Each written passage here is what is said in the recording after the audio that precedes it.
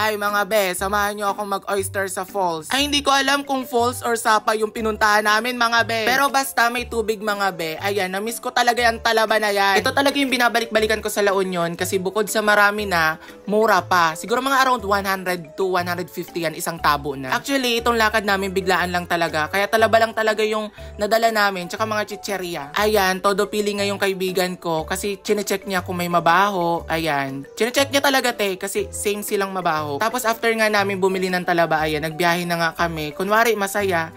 Hindi, masaya talaga, Hanggang sa nakarating na nga kami sa liliguan namin, di ba? Sapa ba yan o falls? Falls na may sapa, basta may tubig. Yun nga pala yung view sa taas, pero ito talaga yung pinaka-view niya sa baba. Ayan.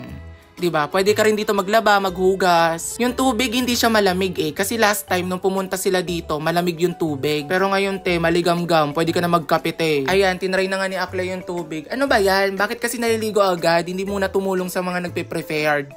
Prepared F, isa pa tong isa, nakikisali din. Dapat ako lang muna yung naliligo Pero that time talaga mga enjoy na enjoy ko talaga yan Ayan nga pala yung nabili namin Talaba. Madami na yan sa halagang 100 to 150 pesos. Tapos yung kasama ko habang nagbubukas, hindi ko na talaga mapigilan kumain Alam mo naman, pag mga patay gutom, hindi mapaghintay na i-prepared lahat. Pero solid naman kasi talaga yung lasa. Hanggang ngayon naglalaway pa rin ako Tapos yung gawa pa ng suka, sobrang sarap Oo, malansa siya. Pero ang gagawin nyo kasi guys, paliguan nyo muna yung oyster ng suka para matanggal yung lansa niya. Tapos yan nga, kanya-kanya na kaming tikim, nakikigaya. Dapat nga sa akin lang yan lahat Pero itong kasama ko, hindi talaga siya nag-oyster. Nagtikim lang talaga siya. Ewan ko kung nagustuhan niya. And ito, nagtry na rin siya kumain ng Talaba. Hi sa'yo. Pero talaga, kung hindi talaga biglaan at saka nasa plano lahat itong lakad namin, siguro nagdala pa kami ng bangus, lechon, tapos, yung mga masasarap, king crab, lobster, ang arte mo Ito nga pala yung bestie ko. Yan yung taga-bukas namin ng oyster kasi siya lang yung marunong. Pero tinuruan din kami kung paano magbukas ng oyster